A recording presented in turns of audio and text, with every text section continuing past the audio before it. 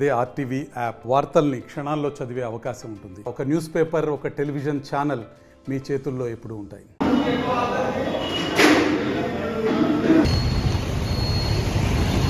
Sir, రాష్ట్రాన్ని విభజించినటువంటి కాంగ్రెస్ ఈరోజు మళ్ళీ పూర్వవైభవం రాబోతుంది. షర్మిల రాకని ఎట్లా చూడాలి? ఇప్పుడు ఇవన్నీ ఫెయిల్ ఆఫ్ గవర్నమెంట్స్. ఇప్పుడు షర్మిల కానీ మాట్లాడుతుంటే గవర్నమెంట్ ఫెయిల్యూర్ ఉంది.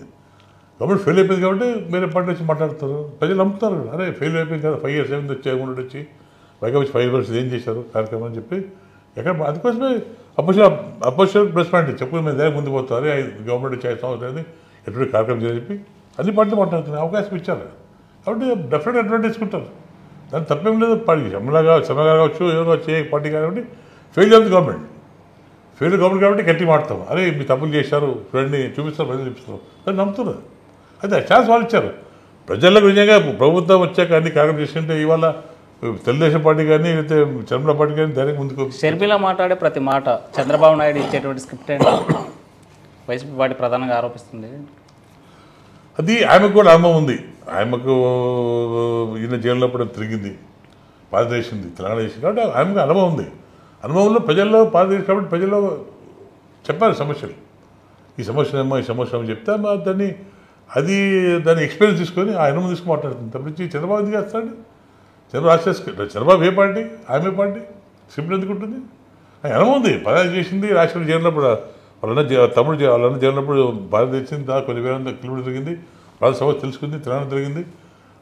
ఎక్స్పీరియన్స్తో మాట్లాడుతుంది.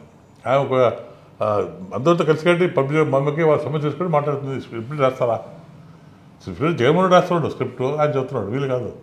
జగన్ చూడండి ఏ స్పీచ్ కూడా డైరెక్ట్ మాట్లాడుతున్నాడు, అది స్క్రిప్ట్ మాట్లాడుతున్నాడు. అదే మన రాజీవ్ గాంధీ వాడు అంటాడు, ఆయన చంద్రబాబుని అంటాడు, లోకేష్ని అంటాడు, ఆయన స్క్రిప్ట్ అవుతున్నాడు. కరెక్ట్గా. అందుకంటే నువ్వు తప్పు చేస్తావు కాబట్టి నీ తప్పుని అవతలకి చూపిస్తున్నావు. నీ తప్పు విషయానికి తెలుగుదేశం కాబట్టి నిందేస్తున్నాడు, శర్మ నిందేస్తాడు. తప్పు నుంచి వాస్తవం కరెక్ట్ కాదు. నిజంగా అభివృద్ధి జరిగితే ముఖ్యమంత్రికి అభివృద్ధి జరిగితే నీ స్క్రిప్ట్తో పర్లేదు, నువ్వు డైరెక్ట్ కావచ్చు, కంటపడి రావాలి, ఏం చేసేవాళ్ళు.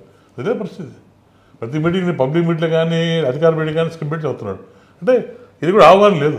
రాసిచ్చి ఒకటి వచ్చి తప్పు తెచ్చి యాక్చువల్గా నేను ముఖ్యమంత్రికి ఎన్ని కార్యక్రమం చేశాను, లేకపోతే డివిజన్ అయిన తర్వాత మన కార్యక్రమం చేశాను, లేకపోతే హైకోర్టు తీసుకొచ్చాను, లేకపోతే పూర్వమని కంప్లీట్ చేసాను, లేదా అందరిమో కంప్లీట్ చేశాను అని లేదు. ఎక్కడ లేదు, ఆహ్వానం లేదు. ఏదో అప్పుడు గెలిచాం, ప్రజల్లో గెలిపించారు, సార్లు అనుకుంటున్న నుంచి నిజంగా ముఖ్యమంత్రి స్థితి ఉంటే ఈ కార్యక్రమం కంప్లీట్ చేయాలి.